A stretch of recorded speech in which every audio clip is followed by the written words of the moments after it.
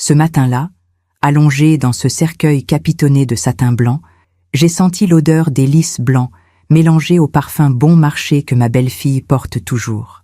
Les voix résonnaient dans la petite église Saint-Michel, celle où j'avais épousé mon défunt mari il y a 48 ans. Les mêmes vitraux laissaient passer la lumière dorée du matin. Les mêmes bancs de chêne craquaient sous le poids des visiteurs. Mais cette fois, j'étais censée être morte. J'entendais les pas. Des talons hauts sur le marbre froid. Ma fille Élodie s'approchait du cercueil. Je reconnaissais son parfum, celui que je lui avais offert pour ses 40 ans. Chanel numéro 5. Elle s'est penchée. J'ai senti son souffle près de mon visage. Finalement libérée de cette vieille inutile, a-t-elle murmuré. Mon cœur s'est serré. Pas de surprise. Juste une confirmation glaciale de ce que je soupçonnais depuis des mois. La voix de Sandrine, ma belle-fille, a répondu avec un rire étouffé. « Maintenant, tout nous appartient. La maison à Bordeaux, les comptes en banque, les bijoux de famille, tout. Elle a même signé la procuration le mois dernier, » a continué Élodie. Elle ne se doutait de rien. Pauvre maman, si naïve jusqu'à la fin.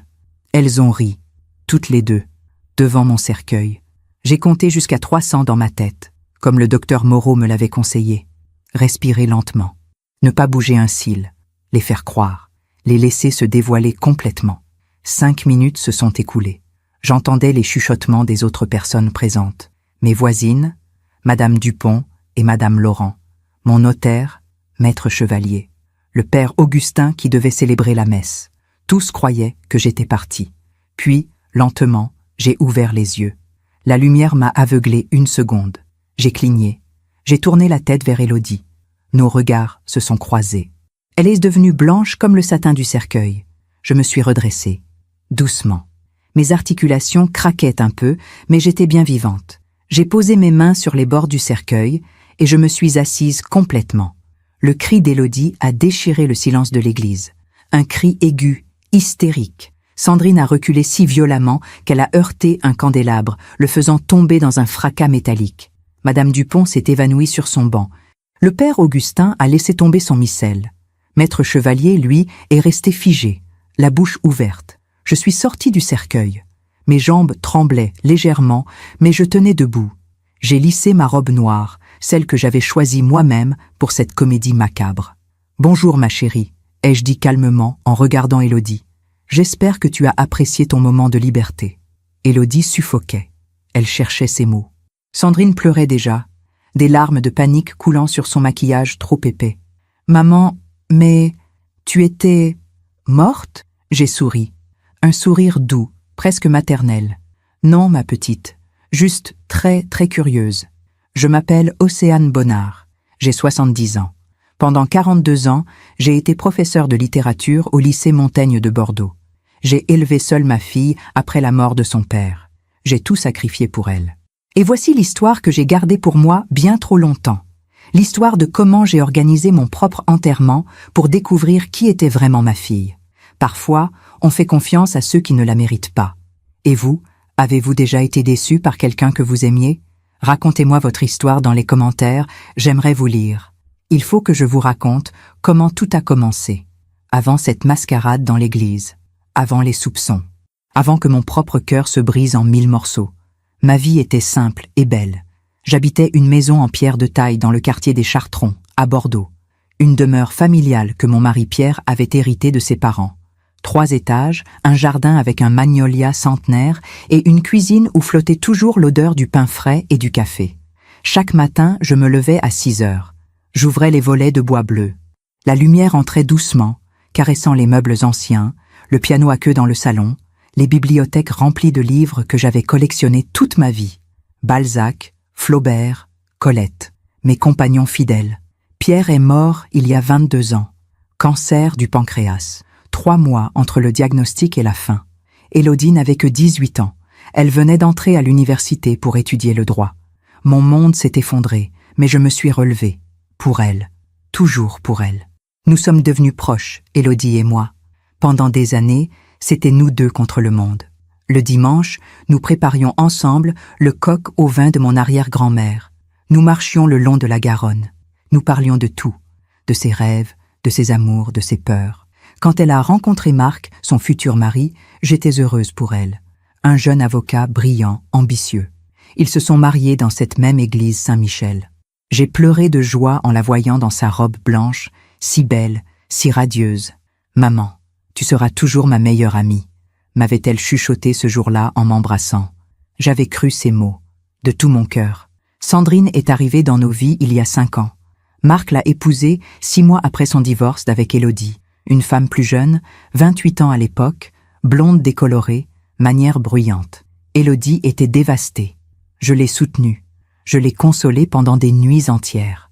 Je lui ai prêté de l'argent quand Marc a refusé de payer la pension alimentaire correctement. « Ne t'inquiète pas, ma chérie, » lui disais-je. « Tu as ta mère, tu as cette maison, tu ne seras jamais seule. » Peu à peu, elle a semblé se reconstruire.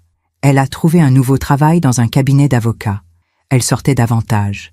Elle souriait à nouveau. Mais quelque chose avait changé. Au début, c'était de petites choses. Elle ne venait plus aussi souvent, le dimanche. Elle oubliait mon anniversaire.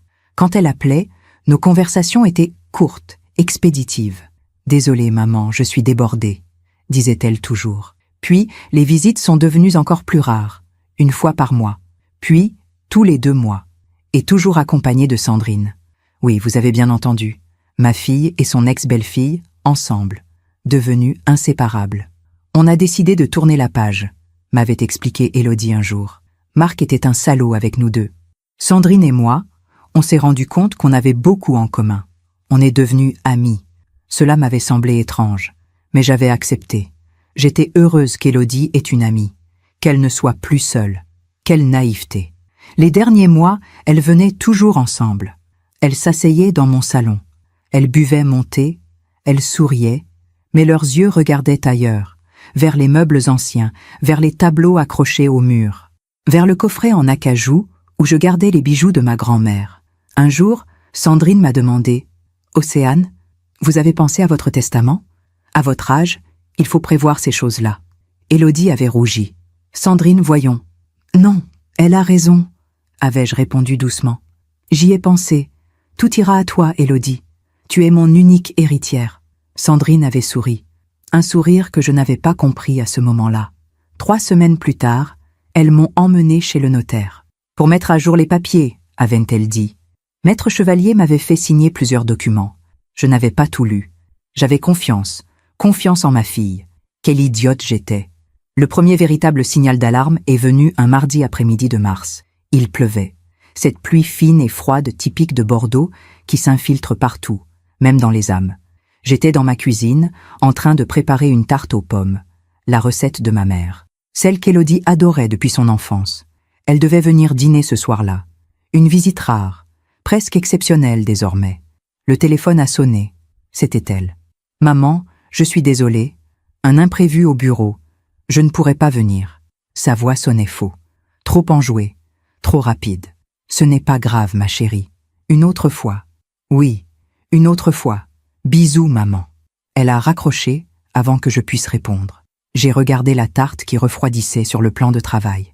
Les pommes, parfaitement disposées en rosace. La pâte dorée. Personne ne la mangerait. J'ai ouvert la fenêtre de la cuisine. L'air humide est entré, apportant l'odeur de la terre mouillée du jardin. Le magnolia perdait ses dernières fleurs blanches.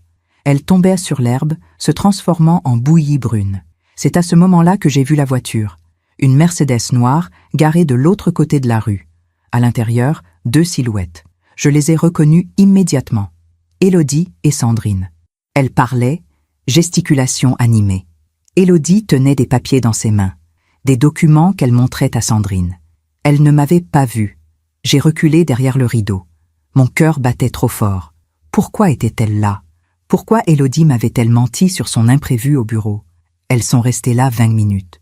Puis Sandrine a démarré et elles sont parties. Cette nuit-là, je n'ai pas dormi. Je tournais et retournais dans mon lit, cherchant une explication rationnelle.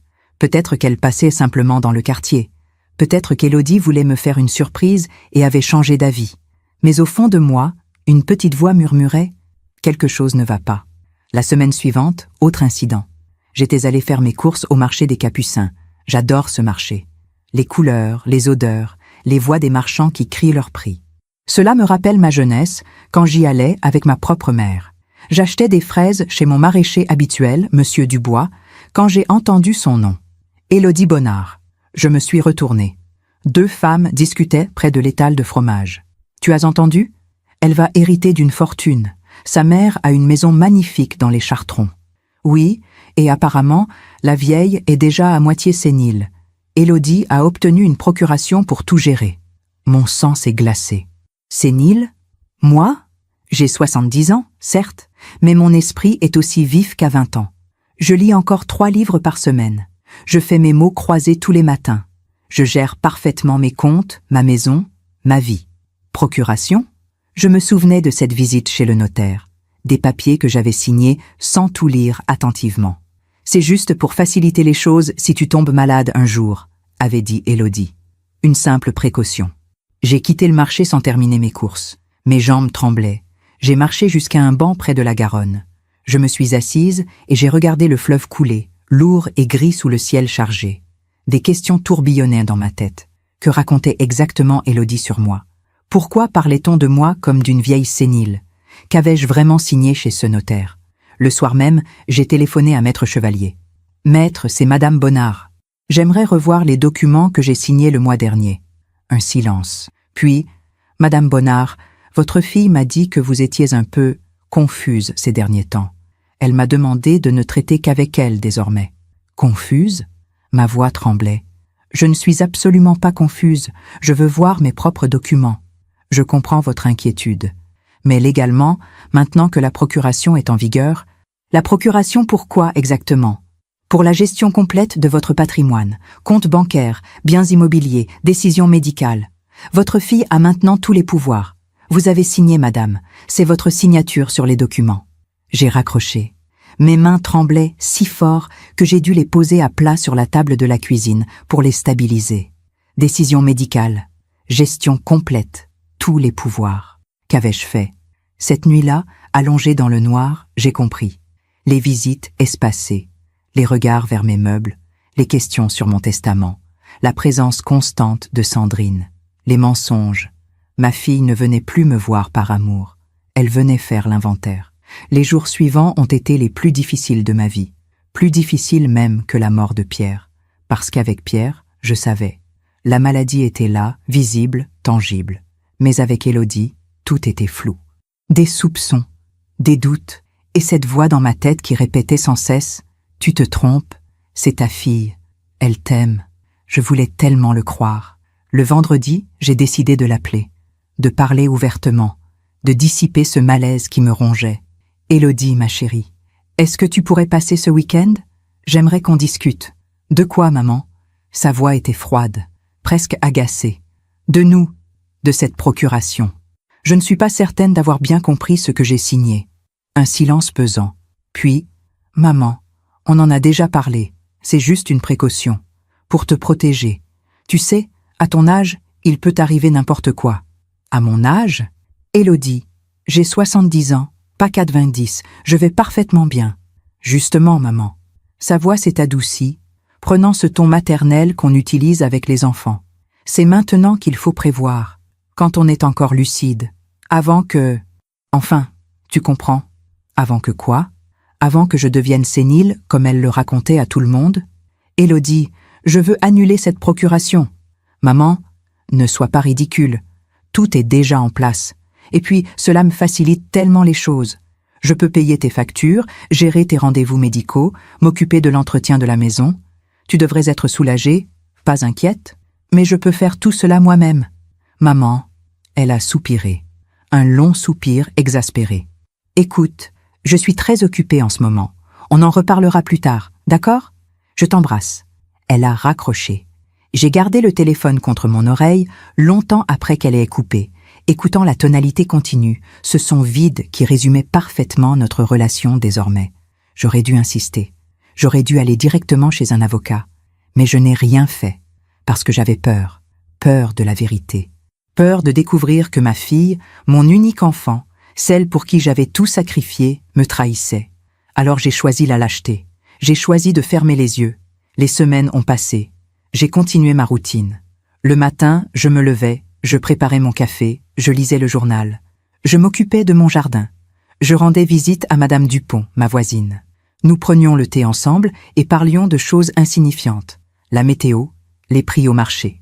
Les petits-enfants qu'elle voyait chaque dimanche. Moi, je ne parlais jamais d'Élodie, parce qu'elle ne venait plus. Un matin de mai, j'ai reçu une lettre de ma banque. Une simple lettre administrative. Nous vous informons que Madame Élodie Bonnard a effectué un virement de 15 000 € depuis votre compte épargne. 15 000 €. Mes mains tremblaient en tenant cette lettre. Je l'ai relue 3 fois. Ce n'était pas une erreur. C'était bien mon compte, mon argent. Et Élodie l'avait pris. J'ai téléphoné immédiatement à la banque. « Bonjour, Madame Lacroix à l'appareil. Je viens de recevoir une notification concernant un virement important depuis mon compte. » « Oui, Madame Bonnard. Un instant, je consulte votre dossier. » Une pause. Le bruit des touches d'ordinateur. Effectivement. Votre fille, qui a procuration sur vos comptes, a effectué ce virement mardi dernier. Mais je n'ai rien autorisé. Madame Bonnard, votre fille a tous les pouvoirs sur vos comptes. Elle n'a pas besoin de votre autorisation. C'est vous qui lui avez donné cette procuration. Je veux la révoquer. Immédiatement. Je crains que cela ne soit pas aussi simple. Il faut prendre rendez-vous avec votre conseiller, remplir des formulaires et... Elle a hésité.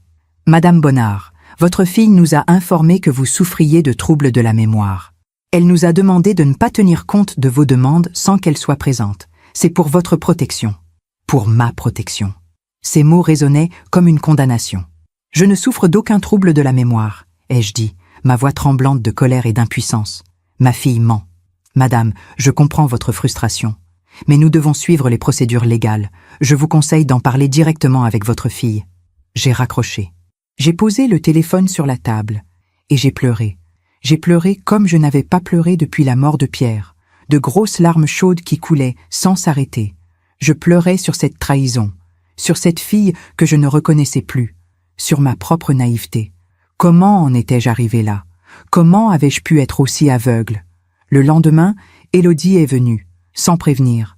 Elle est entrée avec ses clés, mes clés, accompagnée de Sandrine. « Bonjour, maman. » Elle m'a embrassée sur les 2 joues. Un baiser froid, mécanique. Sandrine m'a fait un petit signe de la main. « Nous sommes venus prendre le thé avec toi. » Elles se sont installées dans mon salon comme si elles étaient chez elles. Sandrine a même posé ses pieds sur mon ottoman ancien, celui que ma grand-mère avait ramené de Paris. « Élodie, j'ai reçu une lettre de la banque. »« Ah oui, le virement. » Elle a souri. Un sourire désinvolte. J'avais besoin de cet argent pour des réparations urgentes sur ta maison. Le toit fuyait. Je ne voulais pas t'inquiéter avec ça. Le toit? Mais il ne fuit pas. J'aurais remarqué. Maman. Elle a échangé un regard avec Sandrine. Un regard entendu. Tu ne montes plus au grenier depuis des mois. Comment pourrais-tu le savoir? Je monte au grenier régulièrement. Vraiment? Sandrine est intervenue, sa voix doucereuse. Ah. Océane, vous êtes sûre? Parce qu'Élodie m'a dit que vous oubliez beaucoup de choses ces derniers temps. J'ai senti la colère monter en moi. Une colère brûlante, presque violente. Je n'oublie rien du tout. Et je ne vous ai pas autorisé à prendre cet argent. Élodie s'est levée. Elle s'est approchée de moi. Elle a posé sa main sur mon épaule. Un geste qui se voulait rassurant, mais qui me glaçait. Maman, calme-toi. Le stress n'est pas bon pour ta santé. Nous sommes là pour t'aider. Pour prendre soin de toi. Tu devrais être reconnaissante, pas en colère. Reconnaissante. Ce mot m'a fait l'effet d'une gifle. Je veux que tu annules cette procuration. Impossible. Sa voix était devenue dure. C'est pour ton bien. Tu ne peux plus gérer seule, maman. Il faut que tu l'acceptes. Elles sont parties peu après, me laissant seule dans mon salon, entourée de mes livres, de mes souvenirs, de ma vie qui ne m'appartenait plus. Cette nuit-là, assise dans mon fauteuil près de la fenêtre, regardant la lune se refléter sur les toits d'ardoise, j'ai pris une décision. Je ne me battrai pas. Pas encore. Je ferai profil bas. Je les laisserai croire que j'acceptais, que j'étais cette vieille femme docile et confuse qu'elle voulait que je sois. Mais je surveillerai, j'observerai. Et quand le moment serait venu, j'agirai. Pendant que je raconte tout cela, je me demande d'où vous m'écoutez. Écrivez le nom de votre ville en commentaire. Les mois de juin et juillet ont été étranges. J'ai joué un rôle que je n'avais jamais joué auparavant, celui de la vieille femme soumise, celle qui hoche la tête, celle qui sourit vaguement, celle qui ne pose pas de questions. Mais derrière ce masque, j'observais tout. J'ai commencé à noter. dans un petit carnet bleu que je gardais caché dans ma table de nuit, sous mes romans de Colette, chaque visite d'Élodie, chaque conversation, chaque détail suspect.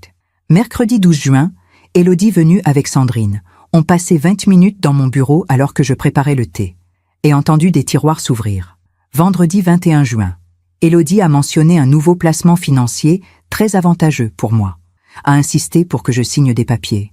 J'ai refusé poliment, prétextant une migraine. Elle est partie contrariée. Mardi 2 juillet.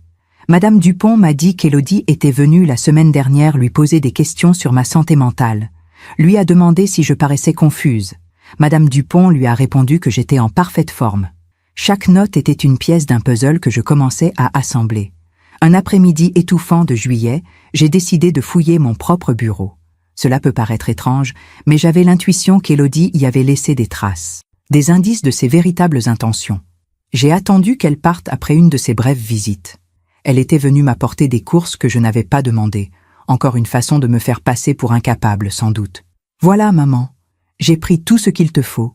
Tu ne devrais plus avoir besoin de sortir cette semaine. » Comme si j'étais prisonnière de ma propre maison.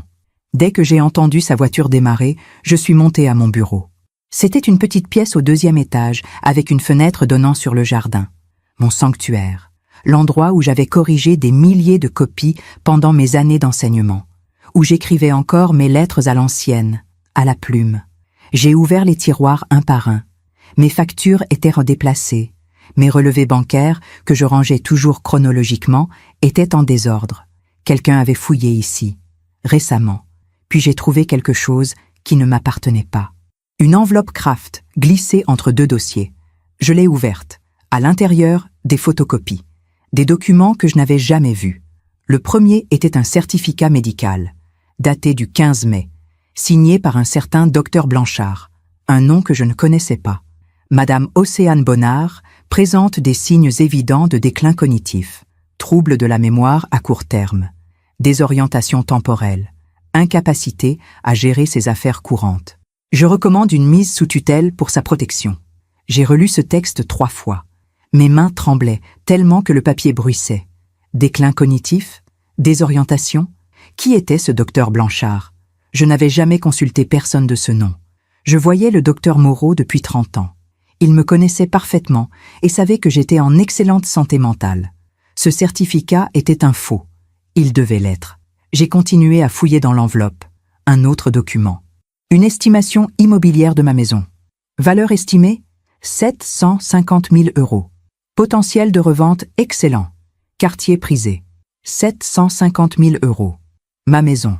Mon refuge. Réduite à un chiffre. Et puis, tout au fond de l'enveloppe, un document qui m'a glacé le sang. Une brochure d'une résidence pour personnes âgées. Les Jardins de l'Espérance. Établissement médicalisé. Prise en charge Alzheimer et démence sénile. Des pages étaient cornées. Des appartements étaient entourés au stylo rouge. Les moins chers, les plus petits. 15 mètres carrés. Une chambre, une salle de bain. Vue sur le parking. Dans la marge, une écriture que je connaissais trop bien. L'écriture d'Élodie, 2500 €, mois. Largement couvert par sa retraite. J'ai dû m'asseoir. Mes jambes ne me portaient plus. Elle voulait m'enfermer. Me faire passer pour folle. Prendre ma maison. M'enfermer dans un établissement médicalisé alors que j'étais parfaitement saine d'esprit. Comment une fille peut-elle faire cela à sa mère? J'ai pleuré. Assise à mon bureau, entourée de ces documents qui condamnaient ma propre enfant, j'ai pleuré en silence. Pas des larmes de tristesse cette fois. Des larmes de rage, d'impuissance, de trahison absolue. Quand je me suis calmée, j'ai tout photographié avec mon vieux téléphone portable. Élodie ne savait pas que j'avais appris à utiliser la fonction appareil photo. Elle me croyait trop vieille pour la technologie. Erreur. J'ai remis tous les documents exactement où je les avais trouvés. Puis, je suis descendue. J'ai préparé du thé. Je me suis assise dans mon salon et j'ai réfléchi. Il me fallait des preuves. Plus de preuves. Et il me fallait des alliés. Le lendemain matin, j'ai téléphoné à mon médecin, le docteur Moreau. « Docteur, c'est Océane Bonnard. J'aurais besoin de vous voir. C'est urgent. »« Bien sûr, Océane. Que se passe-t-il? Vous allez bien? » ?»« Physiquement, oui. Mais j'ai un problème délicat à vous exposer. Le jour même, j'étais dans son cabinet. Un cabinet que je connaissais par cœur. les murs vert pâle, les diplômes encadrés, l'odeur de désinfectant et de lavande. Le docteur Moreau avait 65 ans. Un homme gentil, aux cheveux gris, qui m'avait soigné à travers une grippe terrible, 2 pneumonies, et le chagrin terrible après la mort de Pierre. Alors, Océane, dites-moi. Je lui ai tout raconté. La procuration, les mensonges d'Élodie, le certificat médical falsifié, le projet de me placer en établissement. Il m'a écouté sans m'interrompre, puis il a soupiré longuement. Océane, vous êtes en parfaite santé mentale. Je peux en témoigner. Je vous connais depuis 3 décennies. Votre esprit est aussi vif qu'il y a 20 ans. Alors, ce certificat est manifestement frauduleux. Je ne connais aucun docteur Blanchard à Bordeaux. Et même si ce médecin existe, il n'a aucun droit de vous diagnostiquer sans vous avoir jamais examiné. Que puis-je faire? Il a réfléchi un moment, tapotant son stylo contre son bureau. Je peux vous faire passer des tests cognitifs complets, tests de mémoire, d'orientation, de raisonnement. Cela prendra quelques heures, mais nous aurons un dossier médical solide prouvant votre parfaite santé mentale. Ce sera votre bouclier si votre fille tente de vous faire interner. Faisons-le. Nous avons passé l'après-midi entier à ces tests. Questions, puzzles, exercices de mémoire. À la fin, le docteur Moreau souriait. Océane, vos résultats sont excellents. Vous avez les capacités cognitives d'une personne de 50 ans. Je vais rédiger un rapport médical complet. Gardez-le précieusement. En quittant le cabinet, je me sentais plus forte, armée. Mais ce n'était que le début. Le soir même, j'ai reçu un appel de Maître Chevalier, mon notaire. Madame Bonnard, je vous appelle car votre fille vient de me contacter. Elle souhaite mettre en vente votre maison. Mon cœur s'est arrêté. Pardon? Elle dit que vous ne pouvez plus vivre seule, qu'il faut vendre pour financer votre placement en résidence médicalisée. Avec la procuration qu'elle détient, légalement, elle peut le faire. Elle ne peut pas faire ça. C'est ma maison. Je comprends votre détresse, Madame Bonnard. Mais légalement, si elle a une procuration complète et un certificat médical attestant de votre incapacité, ce certificat est un faux. Un silence. Vous en êtes certaine? Absolument. J'ai un rapport médical du docteur Moreau qui prouve que je suis en parfaite santé mentale. Dans ce cas, il faut agir vite. Je vous conseille de contacter un avocat spécialisé en droit des personnes et de porter plainte. Porteur plainte, contre ma propre fille. Cette nuit-là, allongée dans mon lit, regardant les ombres danser au plafond, j'ai compris que j'étais à un carrefour. Je pouvais soit me battre, soit me laisser détruire. J'ai pensé à Pierre, à ce qu'il aurait fait. Lui qui était si droit, si intègre. Il aurait été anéanti de voir ce qu'était devenue notre fille. Pierre, ai-je murmuré dans le noir. Aide-moi, donne-moi la force. Et c'est là, dans ce moment de solitude absolue, que l'idée m'est venue. Une idée folle, presque grotesque, mais brillante. Si Élodie voulait me faire passer pour morte, si elle attendait avec impatience mon enterrement pour récupérer ma fortune, alors je lui donnerais exactement ce qu'elle désirait. Mon propre enterrement. Un faux enterrement où je verrais enfin son vrai visage, où elle se dévoilerait complètement, où tous ses masques tomberaient. J'ai souri dans l'obscurité. Pour la première fois depuis des mois, j'ai souri. Le lendemain matin, je me suis réveillée avec une clarté d'esprit que je n'avais pas ressentie depuis des mois. Mon plan était audacieux, presque insensé. Mais c'était le seul moyen de démasquer Élodie complètement, de la prendre en flagrant délit de mensonge, de montrer au monde entier qui elle était vraiment devenue. Mais je ne pouvais pas le faire seule.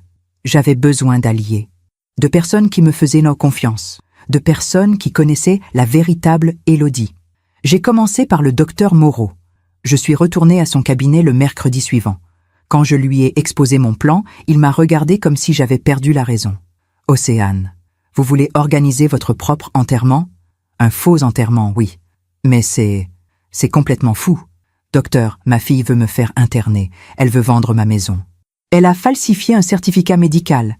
Elle raconte à tout le monde que je suis sénile. » Ma voix tremblait, mais je me suis ressaisie.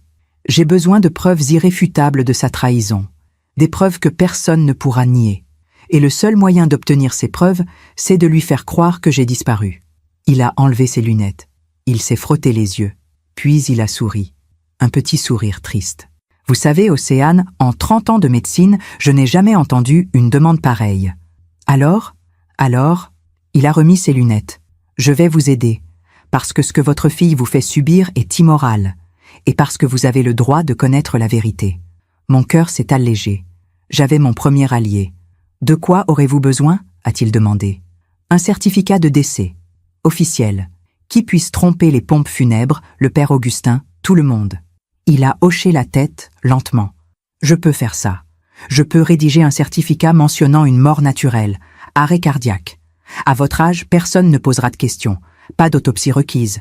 Mais Océane, il m'a regardé gravement. Si nous faisons cela, nous enfreignons la loi. Je risque ma licence, vous comprenez? Je comprends. Et je vous en serai éternellement reconnaissante. Quand voulez-vous? Mourir? Cette question, aussi absurde soit-elle, m'a fait sourire malgré moi. Dans 2 semaines. Le temps de tout organiser. Ensuite, j'ai eu besoin du père Augustin. Le père Augustin était le prêtre de Saint-Michel depuis 25 ans. Un homme doux, au visage marqué par la bonté. Il m'avait mariée. Il avait baptisé Élodie. Il avait célébré les funérailles de Pierre. Je suis allée le voir un après-midi. L'église était vide, fraîche, silencieuse. Je l'ai trouvé dans la sacristie, en train de préparer la messe du lendemain. Océane, quelle joie de vous voir, cela fait longtemps. Père, j'ai besoin de votre aide, et de votre discrétion absolue. Je lui ai tout raconté. Tout. La trahison d'Élodie, le certificat falsifié, le projet de me faire interner, et mon plan. Il m'a écouté en silence, les mains jointes, le visage grave. Quand j'ai terminé, il est resté longtemps sans parler. Puis il a dit « Ce que vous me demandez, Océane, c'est de mentir, de participer à une mise en scène. Je sais, et je sais que cela va contre vos principes. Mais, il a levé la main, ce que votre fille vous fait subir est aussi un mensonge bien plus grave. Elle trahit le commandement le plus sacré, honorer son père et sa mère. Alors je vais vous aider. Je célébrerai votre enterrement. Mais à une condition, après la révélation, après que tout le monde saura la vérité, vous devrez pardonner à Élodie. Pardonner. Ce mot résonnait étrangement dans mon cœur. Je ne sais pas si je pourrais, père. Essayez. Pour votre âme, pas pour la sienne. J'ai acquiescé. Même si, au fond de moi, je savais que le pardon serait la chose la plus difficile au monde. Il me restait un dernier allié à convaincre. Le plus important. Madame Dupont. Ma voisine depuis 40 ans. Mon amie. La seule personne qui venait encore me voir régulièrement, qui prenait le thé avec moi, qui me racontait des histoires de ses petits-enfants. Je l'ai invitée chez moi un jeudi après-midi. J'ai préparé son gâteau préféré, une tarte au citron meringué. Nous étions assises dans mon salon, nos tasses de thé fumant entre nos mains, quand je lui ai dit « Henriette, j'ai quelque chose d'important à vous demander. » Elle a posé sa tasse. « Océane, vous me faites peur. Vous êtes malade? » « Non, mais je vais mourir. » Son visage s'est décomposé. « Mon Dieu, attendez. » J'ai souri. « Je vais mourir, mais juste pour quelques heures. » Et je lui ai tout expliqué. Contrairement au docteur Moreau et au père Augustin, Madame Dupont n'a pas hésité une seule seconde. Cette petite peste, a-t-elle lâché, ses yeux brillants de colère. J'ai toujours su qu'elle ne valait rien. Même enfant, elle était égoïste. Je me souviens quand elle avait 10 ans, elle avait cassé mon rosier préféré et elle vous avait menti, disant que c'était le chat du voisin.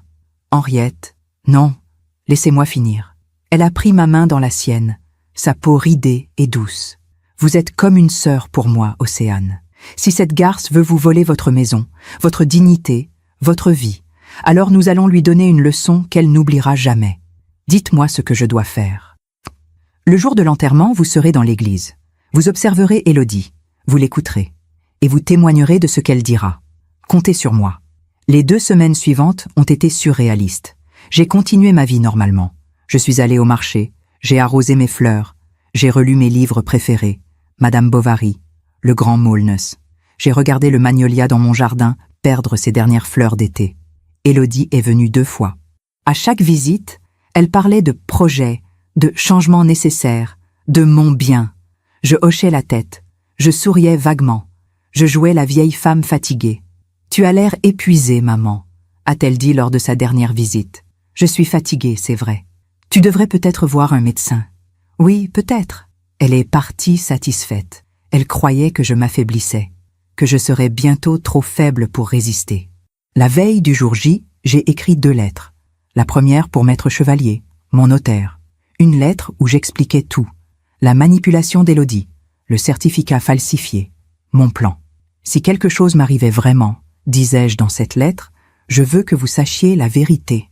La deuxième lettre était pour Élodie elle-même. Je l'ai écrite, puis déchirée, puis réécrite, puis déchirée à nouveau. Que pouvais-je lui dire? Comment exprimer cette douleur, cette déception, cette trahison? Finalement, je n'ai rien écrit. Les mots ne suffisaient pas. Le matin du 15 août, le docteur Moreau est venu chez moi très tôt. 6 heures du matin. Le soleil se levait à peine. « Vous êtes prête, Océane ?» « Oui. » Il m'a examiné une dernière fois. Tension artérielle, pouls, réflexe. Tout était parfait. « Vous êtes en excellente santé pour mourir, » a-t-il dit avec un sourire triste. Il a sorti de sa sacoche le certificat de décès, un document officiel, avec tous les tampons nécessaires. Madame Océane Bonnard, décédée le 15 août 2024 à 6h30 du matin. Cause, arrêt cardiaque, mort naturelle. Voir son propre certificat de décès est une expérience que je ne souhaite à personne. C'est comme se voir disparaître, comme si une partie de soi s'effaçait déjà. Je vais appeler les pompes funèbres dans 1 heure, a dit le docteur Moreau. Vous devrez être allongé dans votre lit, immobile, les yeux fermés. Ils ne vous examineront pas de près. Ils ont confiance en mon certificat. Et ensuite, ils vous emmèneront, vous prépareront, vous habilleront, vous mettront dans le cercueil. Tout ce temps, vous devrez rester parfaitement immobile, comme une morte. Combien de temps? Environ 12 heures, jusqu'à l'enterrement demain matin. Océane. Il m'a regardé avec inquiétude. Êtes-vous certaine de pouvoir tenir? J'ai attendu 70 ans pour apprendre à être patiente, docteur. Je peux tenir 12 heures de plus. À 7h30, les pompes funèbres sont arrivées. 2 hommes en costume sombre, professionnels, respectueux. J'étais allongée dans mon lit, les mains croisées sur la poitrine, les yeux fermés. J'avais enfilé ma plus belle chemise de nuit, celle en soie blanche que Pierre m'avait offerte pour notre 20e anniversaire. J'entendais leur voix, assourdie, lointaine. Pauvre femme, elle a l'air paisible. Oui, le docteur Moreau dit qu'elle est partie dans son sommeil, sans souffrir. Ils m'ont soulevée, délicatement, comme on soulève quelque chose de précieux et fragile. Ils m'ont posée sur une civière, puis dans leur véhicule. Le trajet jusqu'au funérarium a duré 15 minutes. Chaque seconde était une éternité. Je devais contrôler ma respiration, la rendre imperceptible, ne pas bouger. Même quand la civière a heurté un trottoir, même quand le froid de la morgue m'a saisi, on m'a lavé, habillé, maquillé. Des mains étrangères touchaient mon corps, arrangeaient mes cheveux, appliquaient du rouge à lèvres rose pâle. Je me concentrais sur ma respiration, lente, régulière, presque inexistante. Puis on m'a mise dans le cercueil. Le couvercle était ouvert. Dieu merci, je pouvais respirer. Mais l'espace était étroit, confiné. L'odeur du bois verni et des fleurs me donnait la nausée. Les heures ont passé, interminables. J'entendais des voix parfois, des employés des pompes funèbres, le père Augustin qui était venu vérifier les arrangements. « Tout est prêt pour demain matin », a-t-il dit. « Que Dieu accueille son âme. » Si seulement il savait que mon âme était encore bien accrochée à mon corps. La nuit est tombée. Le funérarium s'est vidé. Le silence était total, oppressant. J'ai ouvert les yeux dans le noir. Je ne voyais rien, juste l'obscurité épaisse du cercueil, des murs, de la mort qui m'entourait sans me prendre. « Pierre », ai-je murmuré, « si tu peux m'entendre, donne-moi la force. Demain, je découvrirai qui est vraiment notre fille. » J'ai fermé les yeux et j'ai attendu l'aube. Le matin du 16 août s'est levé gris et lourd. À travers le bois du cercueil, j'entendais la pluie tambouriner contre les vitres du funérarium. Une pluie d'été, chaude et dense, qui transformait Bordeaux en ville de brume. À 8 heures, les employés sont arrivés. J'ai entendu leurs pas, leur voix étouffée. On va la transporter à Saint-Michel. La cérémonie est à 10 heures. On m'a soulevé. Le cercueil a été chargé dans le corbillard. Le trajet jusqu'à l'église a duré 20 minutes. Chaque virage, chaque nid de poule me faisait bouger légèrement. Je devais rester parfaitement rigide. Une morte ne bouge pas. Quand nous sommes arrivés à Saint-Michel, j'ai entendu les cloches sonner. Ce son que je connaissais depuis mon enfance. Ces mêmes cloches qui avaient sonné pour mon mariage, pour le baptême d'Élodie, pour l'enterrement de Pierre. Et maintenant, elles sonnaient pour moi. On m'a porté à l'intérieur. Je sentais l'odeur de l'encens, de la pierre humide, des lys blancs qu'on avait disposés autour du cercueil. Le cercueil a été posé sur des tréteaux devant l'autel. J'entendais l'écho des voix dans la nef, puis le silence. Un long silence pendant lequel j'imaginais l'église se remplir. J'entendais des chuchotements, des pas, le bruissement des vêtements, des sanglots étouffés. Pauvre Océane, si soudainement, elle avait l'air en bonne santé la semaine dernière. Des voix que je reconnaissais, mes anciennes collègues du lycée, mes voisins, Madame Laurent, Monsieur Petit, l'épicier, le père Thomas, mon professeur de piano quand j'avais 10 ans et qui avait maintenant 92 ans. Tous étaient venus me dire adieu. Et moi, je les trompais tous. Cette pensée me faisait mal. Mais je devais continuer. Pour la vérité, pour la justice. Puis j'ai entendu sa voix. Élodie. « Bonjour, Père Augustin, merci d'avoir tout organisé si rapidement. » Sa voix était calme, posée, celle d'une fille endeuillée mais digne. « C'est naturel, ma fille. »« Votre mère était une paroissienne fidèle. » »« Oui, elle aimait beaucoup cette église. » Des pas. Elle s'approchait du cercueil. Mon cœur battait si fort que j'avais peur qu'on l'entende. Je devais me calmer, respirer lentement, imperceptiblement. Je sentais sa présence à côté de moi, son parfum. Chanel numéro 5, celui que je lui avais offert et qu'elle portait maintenant comme un masque de sophistication. « Au revoir, maman », a-t-elle murmuré. Sa voix était plate, sans émotion, comme si elle lisait un texte appris par cœur. Puis elle s'est éloignée. J'ai entendu une autre voix. « Sandrine, tu tiens le coup, ma chérie ?»« Oui, ça va, c'est juste étrange. Ce matin encore, je ne réalisais pas vraiment. Mais maintenant, en la voyant là, je sais. Mais tu as été une fille merveilleuse. Tu as tout fait pour elle jusqu'à la fin. J'essayais, même si elle ne s'en rendait plus compte. La pauvre, elle était tellement perdue ces derniers mois. Perdue. Ce mot résonnait dans ma tête comme une accusation injuste. Au moins, elle n'a pas souffert, a continué Élodie. Le docteur a dit qu'elle est partie dans son sommeil. C'est une bénédiction. Elles se sont assises. J'entendais leurs murmures, mais je ne comprenais plus les mots. D'autres personnes entraient. L'église se remplissait. Puis, les cloches ont sonné 10 heures. La messe a commencé. La voix du père Augustin résonnait dans la nef. « Mes frères, mes sœurs, nous sommes rassemblés aujourd'hui pour accompagner notre sœur Océane dans son dernier voyage. » Il parlait de moi, de ma vie, de mon dévouement à l'enseignement, de mon amour pour la littérature, de mon courage après la mort de Pierre. Océane était une femme de foi et de dignité, une mère aimante, une amie fidèle. Elle laisse derrière elle le souvenir d'une vie bien vécue. C'était étrange d'entendre son propre éloge funèbre, de savoir que tous ces gens pensaient à vos qualités, à vos défauts, à votre vie résumée en quelques phrases. La messe s'est poursuivie. Les chants, les prières, le Notre Père que tout le monde récitait en chœur. Puis est venu le moment que je redoutais et attendais à la fois. Si quelqu'un souhaite dire quelques mots en mémoire d'Océane, a dit le père Augustin. Un silence, puis des pas. Élodie se levait. Elle s'est approchée du cercueil. J'entendais sa respiration. Elle était juste au-dessus de moi. Ma mère, sa voix tremblait légèrement. Ma mère était une femme forte. Après la mort de mon père, elle a tout fait pour moi. Elle m'a élevée seule. Elle a sacrifié beaucoup de choses pour mon éducation, pour mon avenir. Des sanglots dans l'assistance. Les gens étaient émus. Ces derniers mois ont été difficiles. Maman perdait la mémoire. Elle se perdait dans ses propres pensées. C'était douloureux de la voir décliner. Non, non, je ne déclinais pas. C'était un mensonge répété devant tous ces gens. Mais je me console en sachant qu'elle est partie paisiblement, sans douleur, sans se rendre compte de ce qui lui arrivait. Elle s'est tue. Un long silence, puis elle a ajouté, sa voix à peine audible. « Au revoir, maman. Repose en paix. » Elle est retournée s'asseoir. Des applaudissements discrets ont résonné. Les gens admiraient cette fille courageuse qui avait pris soin de sa mère malade jusqu'au bout. Si seulement ils savaient. La messe s'est terminée. Le père Augustin a donné la bénédiction finale. Que Dieu accueille l'âme d'Océane dans sa miséricorde infinie. Amen. Amen, a répondu l'assistance. Puis les gens ont commencé à se lever, à sortir. J'entendais leur conversation, leurs condoléances à Élodie. Courage, ma petite. Elle est dans un monde meilleur maintenant. Si tu as besoin de quoi que ce soit, peu à peu, l'église s'est vidée. Les voix se sont éloignées. Jusqu'au porche, puis dans la rue. Je savais que certaines personnes restaient.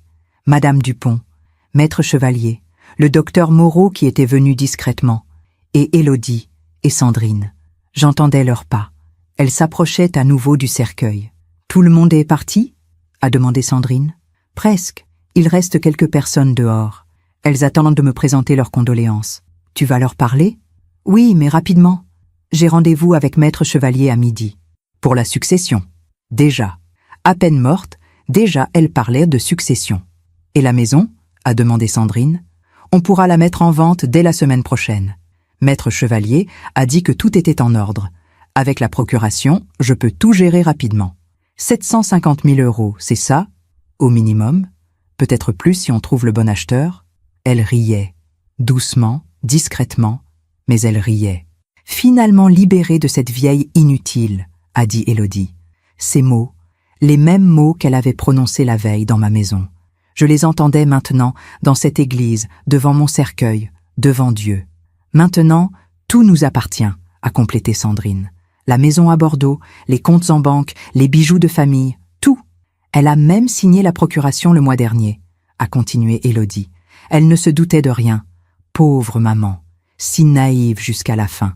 Elles ont ri à nouveau, plus fort cette fois, comme si elles étaient seules, comme si personne ne pouvait les entendre. Mais je les entendais, chaque mot, chaque rire, chaque trahison. J'ai compté dans ma tête. 1, 2, 3, 4, 5. 5 minutes. J'allais attendre 5 minutes exactement, comme prévu avec le docteur Moreau. 5 minutes pour qu'elle se dévoile complètement. Tu sais ce qui est drôle ?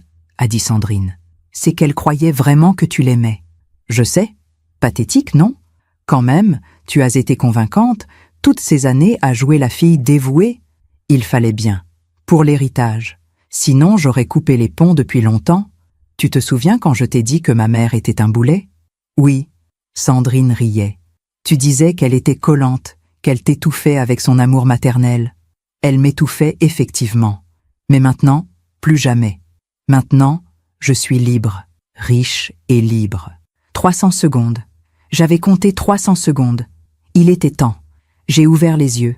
La lumière des vitraux m'a aveuglé 1 seconde. J'ai cligné. Puis j'ai tourné la tête, lentement, vers Élodie. Nos regards se sont croisés. J'ai vu son visage changer. La surprise, puis l'incompréhension, puis la terreur absolue. « Maman !» Sa voix n'était qu'un murmure étranglé. Je me suis redressée, doucement. Mes articulations craquaient après ces longues heures d'immobilité. J'ai posé mes mains sur les bords du cercueil capitonné de satin blanc. Sandrine a reculé en titubant, heurtant un banc. Elle a crié. Un cri aigu, hystérique, qui a résonné dans toute l'église. Madame Dupont, assise au fond, s'est levée précipitamment. Maître Chevalier est resté figé, bouche ouverte. Le docteur Moreau observait la scène avec gravité. Je suis sortie du cercueil. Mes jambes tremblaient un peu, mais je tenais debout.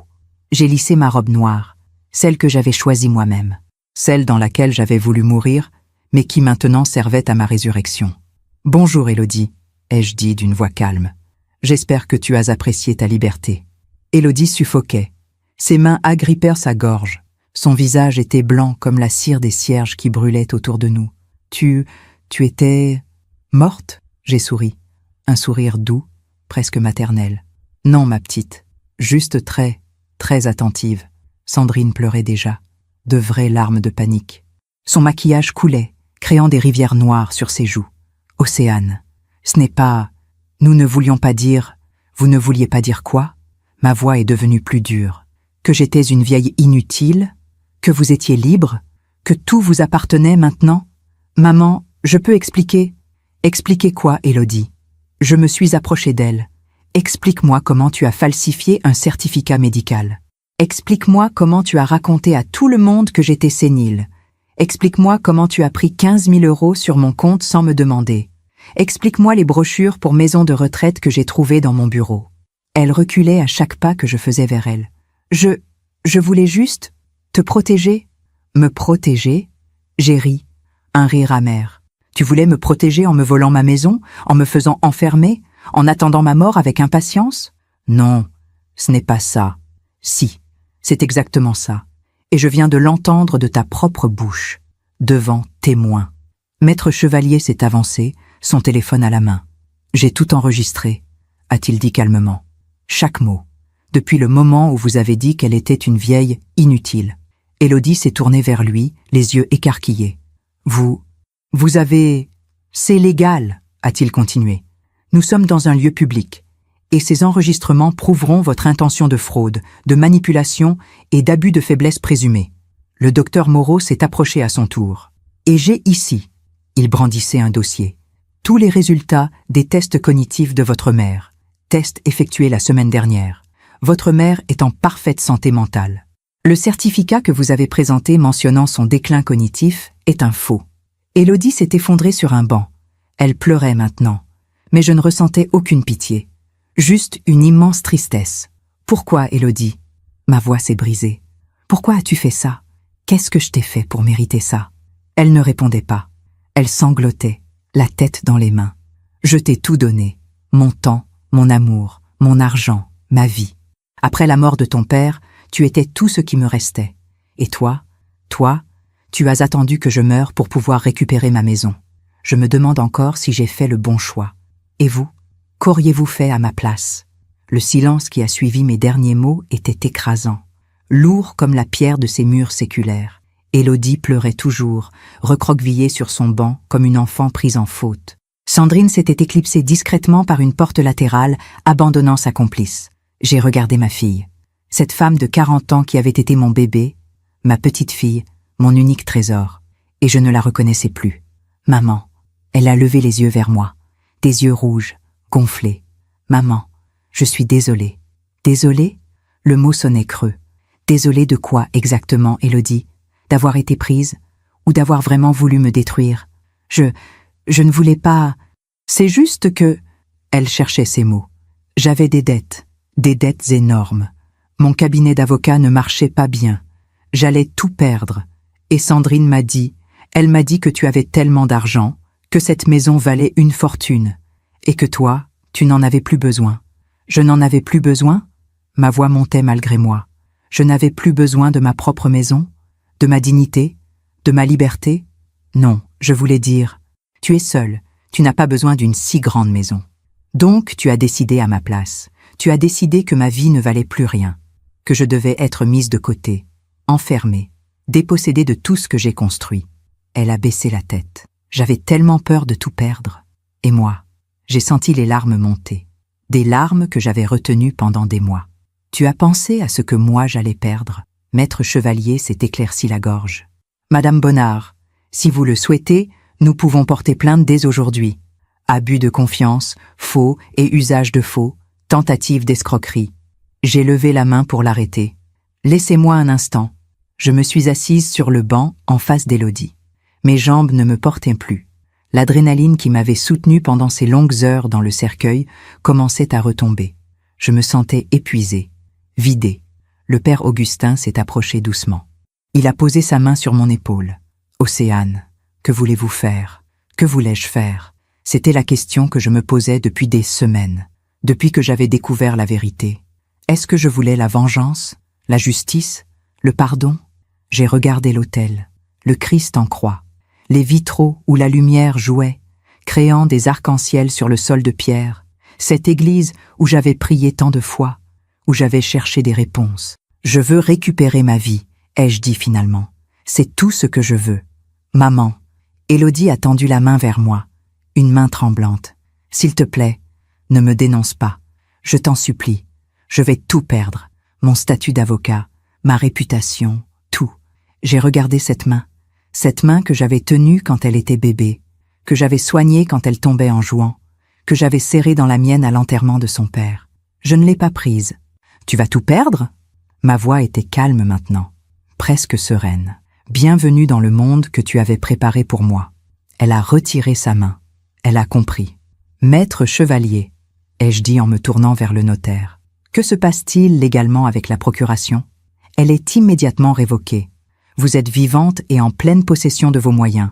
Le certificat médical falsifié n'a aucune valeur. Votre fille n'a plus aucun pouvoir sur vos biens. Et l'argent qu'elle a pris? Vous pouvez exiger qu'elle le rembourse. Et si elle refuse, portez plainte. Je me suis tournée vers Élodie. Tu vas me rembourser les 15 000 euros. Je n'ai pas cet argent. Je te l'ai dit, j'ai des dettes. Alors tu vendras quelque chose. Tu trouveras un moyen. Comme j'ai trouvé des moyens toute ma vie quand il fallait payer tes études, tes voyages, ton mariage. Elle ne disait rien. Elle regardait le sol. Et pour le reste, j'ai pris une longue inspiration. Pour la tentative de fraude, pour le certificat falsifié, pour tout ce que tu as fait, je ne porterai pas plainte. Maître Chevalier a sursauté. Madame Bonnard, vous êtes sûre? Cette femme a essayé de vous voler votre patrimoine, de vous faire enfermer? Je suis sûre. Mais pourquoi? C'était Madame Dupont qui avait parlé, sa voix tremblante d'indignation. Après tout ce qu'elle vous a fait, je me suis levée. J'ai marché vers les vitraux.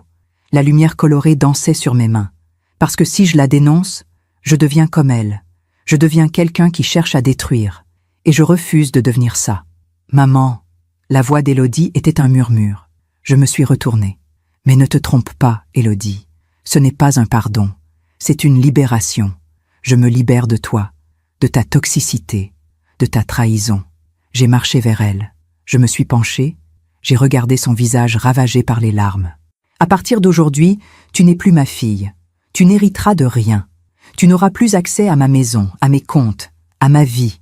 Tu es morte pour moi, comme j'étais censée être morte pour toi. Elle a ouvert la bouche, mais aucun son n'en est sorti. Je vais refaire mon testament cette semaine. Tout ira à des œuvres caritatives. La maison sera léguée à une association qui aide les femmes victimes d'abus.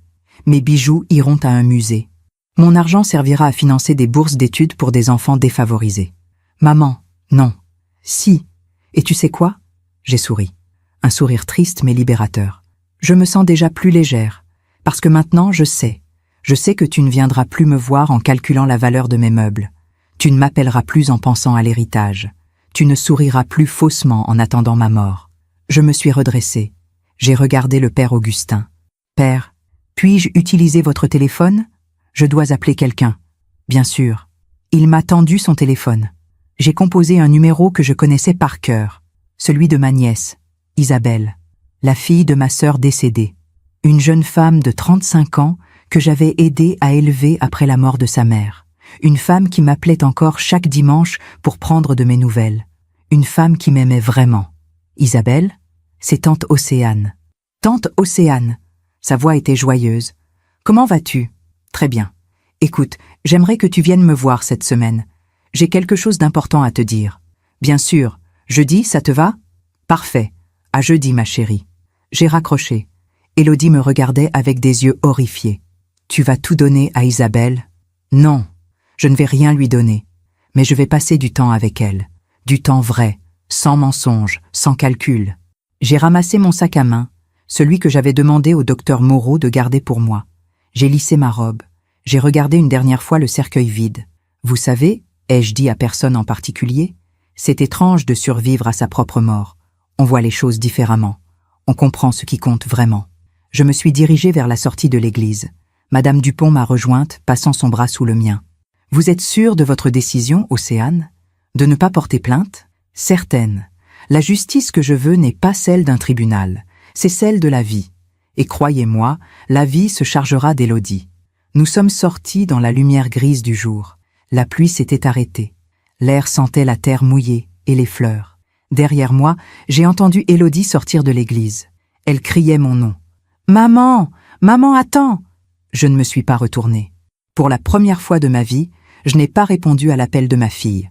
J'ai continué à marcher. Le docteur Moreau nous a rejointes. « Je vous ramène chez vous, Océane ?»« Non, merci. Je vais marcher. J'ai besoin de sentir que je suis vivante. Vraiment vivante. Vous êtes une femme extraordinaire, a-t-il dit doucement.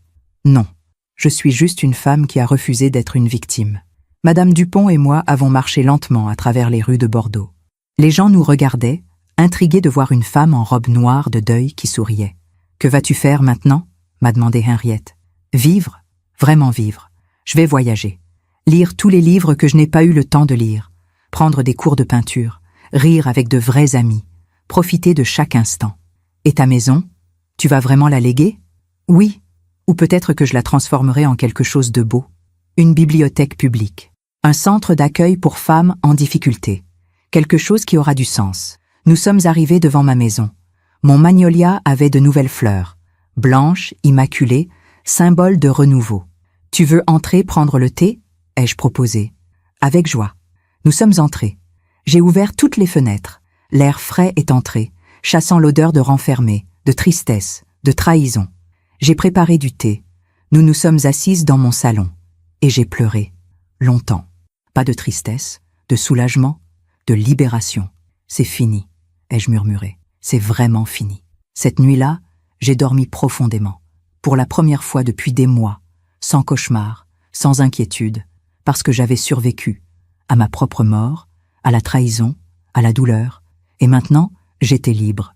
Les jours qui ont suivi ma résurrection ont été étranges. Bordeaux est une petite ville malgré sa taille. Les nouvelles circulent vite, très vite.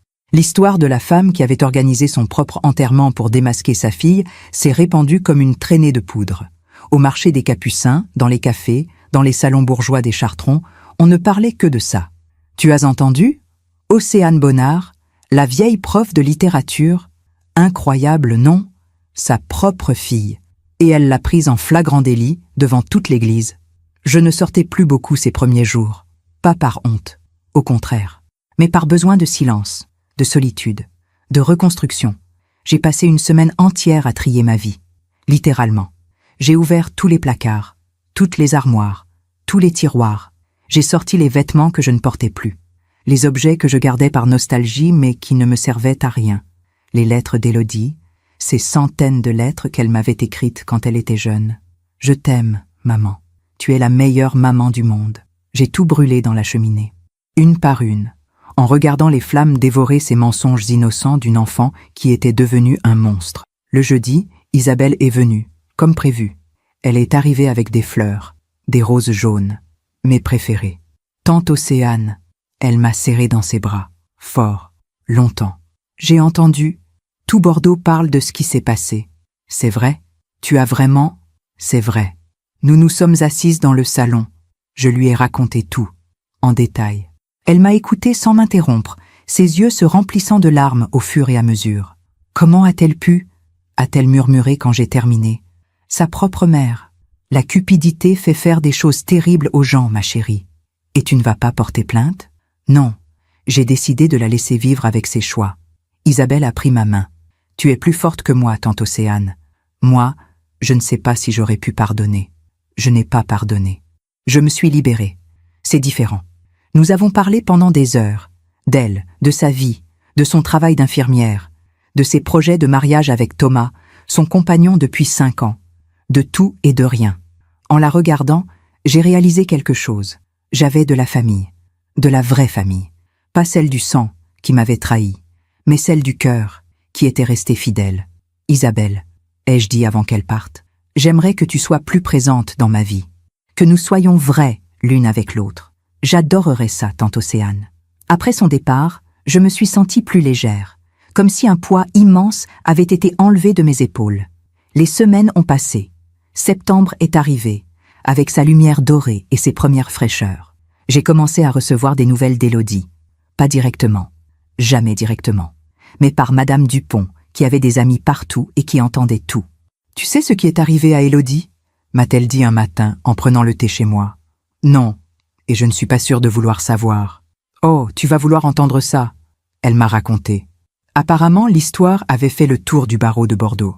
Les avocats, comme tous les professionnels, détestent les scandales, surtout quand l'un des leurs est impliqué dans une affaire de fraude contre sa propre mère.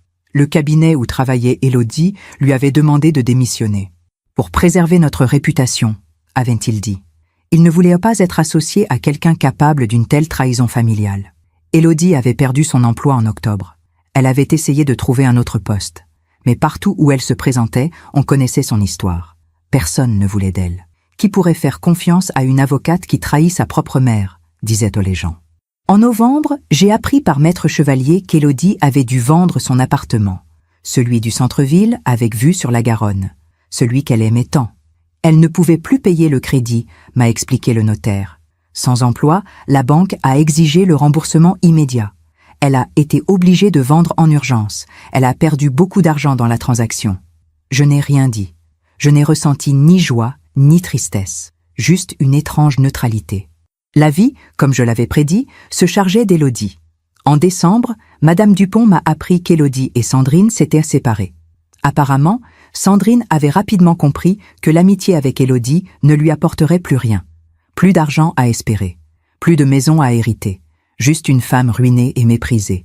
Elle l'a abandonnée du jour au lendemain, m'a dit Henriette, comme un rat qui quitte un navire qui coule.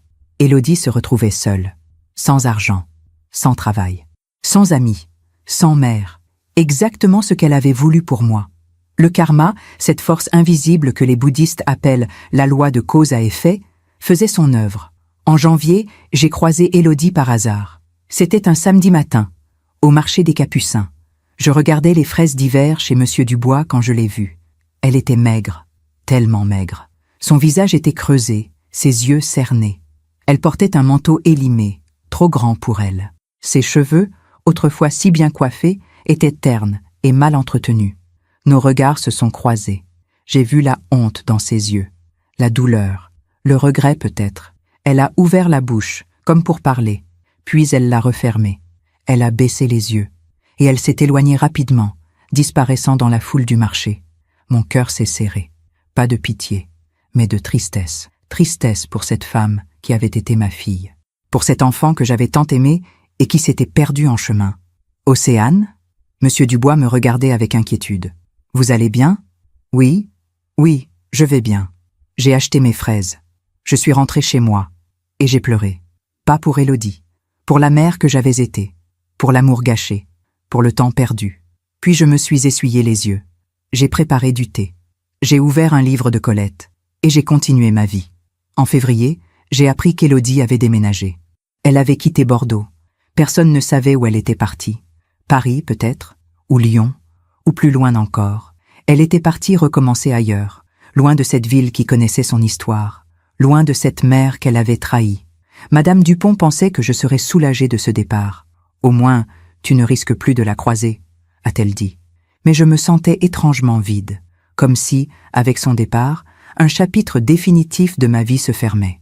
Un matin de mars, en buvant mon café dans le jardin, j'ai regardé le magnolia. Il était en pleine floraison. Des centaines de fleurs blanches qui éclataient sur les branches noires. Un spectacle magnifique, symbole de renaissance. J'ai pensé à ces derniers mois, à tout ce que j'avais traversé, la trahison, le chagrin, la colère, la libération. Et j'ai compris quelque chose. La justice n'était pas venue d'un tribunal. Elle n'était pas venue de moi non plus. Elle était venue de la vie elle-même. Élodie avait voulu me détruire pour prendre ma fortune. Et maintenant, elle avait tout perdu. Son travail, sa réputation, son argent, ses amis, sa dignité. Elle m'avait traité de vieille inutile. Et maintenant, c'était elle qui errait, inutile, perdue, sans but. Elle avait voulu m'enfermer dans une maison de retraite. Et maintenant, c'était elle qui était prisonnière. Prisonnière de ses choix, de ses mensonges, de son karma. La vie finit toujours par rendre ce qu'on lui donne. Cette phrase m'est venue naturellement. Je l'ai répétée à voix haute, testant sa vérité. La vie finit toujours par rendre ce qu'on lui donne. C'était vrai, profondément vrai. Moi qui avais donné de l'amour, du dévouement, de l'honnêteté, je recevais maintenant de la paix, de la liberté, de nouvelles amitiés sincères. Élodie qui avait donné de la trahison, de la manipulation, de la cupidité, recevait maintenant de la solitude, du mépris, de la ruine. Aucun juge n'avait prononcé de sentence. Aucun policier ne l'avait arrêtée. Et pourtant, elle payait. Chaque jour, chaque nuit. En avril, j'ai commencé à donner des cours de littérature bénévole à la bibliothèque municipale. Des cours pour adultes qui voulaient redécouvrir les classiques français. Nous lisions Balzac, Flaubert, Maupassant, Zola. J'ai rencontré des gens formidables. Lucienne, une retraitée de 65 ans qui adorait Proust. Marcel, un ancien ouvrier de 70 ans qui découvrait Baudelaire. Sophie, une jeune femme de 30 ans qui cherchait du sens dans sa vie et qui trouvait des réponses dans les livres. Nous nous réunissions chaque mardi soir. Nous discutions pendant des heures, de littérature, de vie, de philosophie. Vous savez, m'a dit Lucienne un soir, vous êtes une femme inspirante, Océane. Après ce que vous avez vécu, Vous auriez pu devenir amère. Mais vous êtes toujours généreuse, ouverte, vivante, parce que j'ai choisi de l'être, ai-je répondu. Le malheur ne nous définit pas. C'est notre réaction au malheur qui nous définit. En mai, pour mon 71e anniversaire, Isabelle a organisé une petite fête chez moi. Elle avait invité Madame Dupont, le docteur Moreau, le père Augustin, maître chevalier et mes nouveaux amis de la bibliothèque. Nous étions une quinzaine, dans mon salon et mon jardin. Il faisait beau. Le magnolia était encore en fleurs. Les gens riaient, mangeaient, buvaient du vin de Bordeaux. À un moment, Isabelle a tapé dans ses mains. « Un toast !» a-t-elle dit en levant son verre. « À tante Océane, la femme la plus courageuse que je connaisse, la femme qui a survécu à sa propre mort et qui nous apprend chaque jour ce que signifie vraiment vivre. » Tout le monde a levé son verre. À Océane, j'ai regardé ces visages autour de moi, ces gens qui m'aimaient vraiment, qui étaient là non pas pour ce que je possédais, mais pour ce que j'étais. Et j'ai compris que j'étais riche, plus riche que je ne l'avais jamais été. Cette nuit-là, avant de m'endormir, j'ai pensé à Élodie. Je me suis demandé où elle était, comment elle allait, si elle pensait à moi parfois. J'espérais qu'elle allait bien, vraiment, pas parce que je lui pardonnais, mais parce que je ne voulais plus porter cette haine. Je voulais être libre, complètement libre, et je l'étais. Nous sommes maintenant en novembre, 1 an exactement après cette journée où j'ai ouvert les yeux dans mon cercueil. 1 an depuis que j'ai choisi de vivre vraiment. Ce matin, je me suis réveillée comme d'habitude. À 6 heures, j'ai ouvert mes volets bleus. La lumière d'automne entrait doucement, caressant les meubles anciens, le piano à queue, les bibliothèques, mes compagnons fidèles. J'ai préparé mon café. Puis je me suis assise dans mon jardin, emmitouflée dans un châle de laine, regardant les dernières feuilles du magnolia tomber doucement sur l'herbe humide. J'ai 71 ans maintenant. Mes cheveux sont complètement blancs. Mon visage porte les marques du temps, des rires, des larmes. Mais mes yeux, me dit-on, brillent plus qu'avant. Vous avez le regard de quelqu'un qui a trouvé la paix, m'a dit le père Augustin la semaine dernière. Peut-être a-t-il raison. Cette année a été la plus difficile et la plus belle de ma vie. Difficile parce que j'ai dû accepter l'inacceptable, que ma propre fille m'avait trahi, que l'amour maternel ne garantit pas l'amour filial, que certaines personnes, même celles que nous avons portées dans notre ventre, peuvent devenir des étrangères. Mais aussi la plus belle parce que j'ai découvert qui j'étais vraiment, sans le rôle de mère, sans le poids des obligations familiales, sans les mensonges. J'ai découvert Océane, juste Océane, et cette femme me plaît. J'ai tenu ma promesse. En septembre, j'ai refait mon testament avec maître chevalier. Ma maison sera transformée en bibliothèque publique après ma mort. Une bibliothèque spécialisée en littérature française classique, ouverte à tous, gratuitement. La Maison Océane, l'appellerons-nous. Un lieu où les gens viendront chercher des réponses dans les livres, comme j'ai toujours fait. Mes bijoux iront au Musée des Arts décoratifs de Bordeaux. Ma collection de premières éditions sera donnée à la bibliothèque municipale.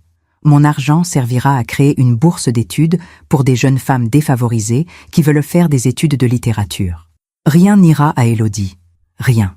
Et étrangement, cette décision ne me rend pas triste. Elle me libère. Il y a 3 semaines, j'ai reçu une lettre. Une enveloppe blanche, sans adresse de retour. L'écriture sur l'enveloppe était tremblante, presque méconnaissable. Mais je l'ai reconnue quand même. Élodie. J'ai gardé cette lettre sur mon bureau pendant 2 jours sans l'ouvrir. Je la regardais le matin, le soir, me demandant ce qu'elle contenait. Des excuses, des reproches, des supplications. Finalement, un mercredi après-midi, après mon cours à la bibliothèque, je l'ai ouverte. L'écriture était désordonnée, les mots barrés, réécrits, comme si elle avait du mal à trouver ce qu'elle voulait dire. « Maman, je ne sais pas si tu liras cette lettre, je ne sais même pas si tu voudras la lire, mais j'avais besoin de l'écrire. Je suis à Lyon maintenant. Je travaille comme caissière dans un supermarché. C'est tout ce que j'ai pu trouver. Mon diplôme d'avocat ne me sert plus à rien. Personne ne veut de moi. Je vis dans un studio de 20 mètres carrés. Je n'ai presque rien. Quelques vêtements, quelques livres, des souvenirs que je voudrais parfois oublier. Chaque jour, je pense à ce que j'ai fait, à ce que je t'ai fait. Et la honte me ronge. Elle me réveille la nuit. Elle m'accompagne le jour. Elle ne me quitte jamais. Je ne cherche pas ton pardon. Je sais que je ne le mérite pas. Je ne cherche pas ton aide non plus. Je sais que je dois payer pour mes erreurs. Je voulais juste te dire que tu avais raison. La vie rend toujours ce qu'on lui donne. Et moi, j'ai donné de la trahison. Maintenant, je récolte la solitude. Mais je voulais aussi te dire quelque chose d'important. Quelque chose que je n'ai jamais dit quand il était encore temps. Tu as été une mère formidable. Tu m'as tout donné. Ton amour, ton temps, ton argent, ta vie. Et moi, je n'ai jamais su l'apprécier. Je prenais tout pour acquis. Je pensais que tu me devais tout ça. Aujourd'hui, je comprends. Mais c'est trop tard. Je ne te demande rien. Je ne veux rien. Je voulais juste que tu saches que quelque part, dans un studio minable de Lyon, il y a une femme de 41 ans qui regrette profondément. Je t'aime, maman. Je sais que ces mots sonnent faux maintenant, mais je les écris quand même, parce qu'ils sont vrais, même si mes actions ont prouvé le contraire.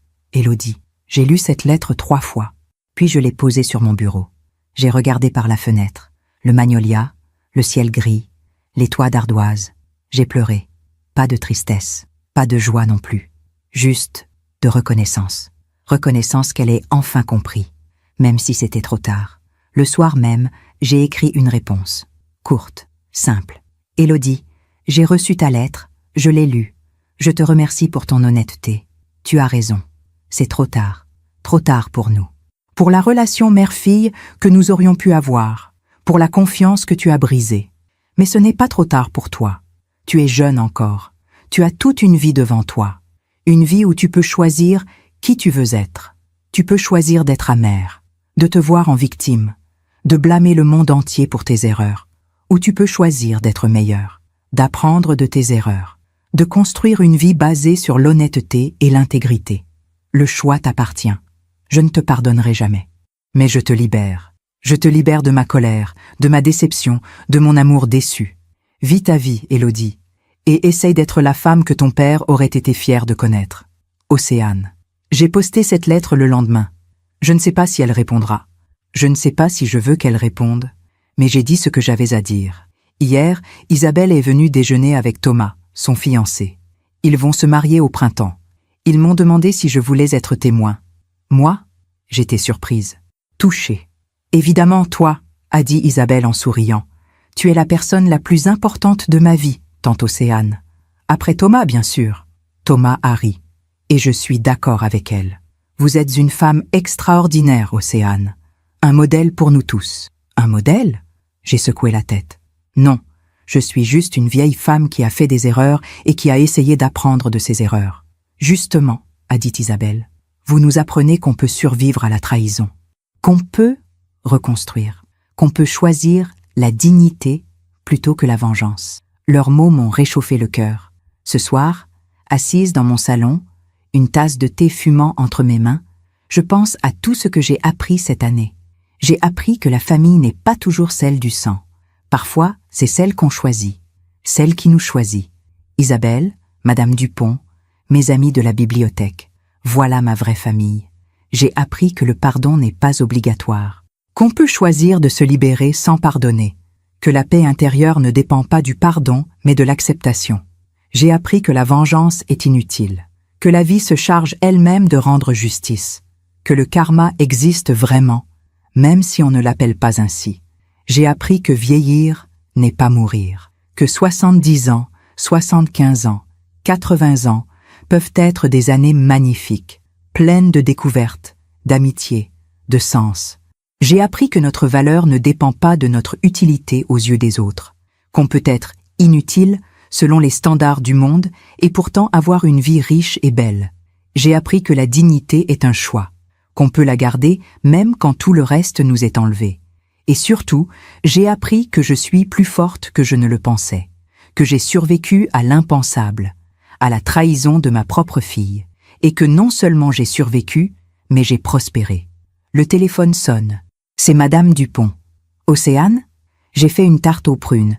Tu viens la partager avec moi? J'arrive dans 10 minutes. Je raccroche. Je souris. Ces petits moments, ces petites joies, c'est ça, la vraie richesse. Je prends mon châle. Je ferme ma porte. Je traverse la rue. Et pendant que je marche sous les lampadaires qui s'allument dans le crépuscule bordelais, je pense à vous qui m'écoutez, à vous qui avez suivi cette histoire jusqu'au bout. Peut-être que vous aussi vous avez été trahi par quelqu'un que vous aimiez. Peut-être que vous aussi vous vous sentez perdue, blessée, détruite. Je veux que vous sachiez quelque chose. Vous survivrez, comme j'ai survécu. Vous vous relèverez, comme je me suis relevé. Et un jour, vous regarderez en arrière et vous comprendrez que cette épreuve, aussi terrible soit-elle, vous a transformé, vous a rendu plus forte, plus sage, plus authentique. La vie finit toujours par rendre ce qu'on lui donne. Donner de l'amour, même si vous avez été trahi. Donner de la dignité, même si on a essayé de vous humilier. Donner de la lumière, même si vous avez traversé les ténèbres. Et la vie vous rendra tout cela, au centuple, d'une manière que vous n'auriez jamais imaginée. Merci de m'avoir écouté jusqu'au bout. Si cette histoire a touché votre cœur, abonnez-vous et activez la cloche pour entendre d'autres femmes qui ont transformé la douleur en sagesse. Chaque jour, une femme, une leçon de vie. Partagez cette histoire avec quelqu'un que vous aimez. Parfois, une histoire change toute une journée. Que Dieu vous bénisse, que la vie vous bénisse, que l'amour vous bénisse. Et à très bientôt. Océane Bonnard, 71 ans, professeure de littérature à la retraite, survivante, et enfin vraiment profondément libre.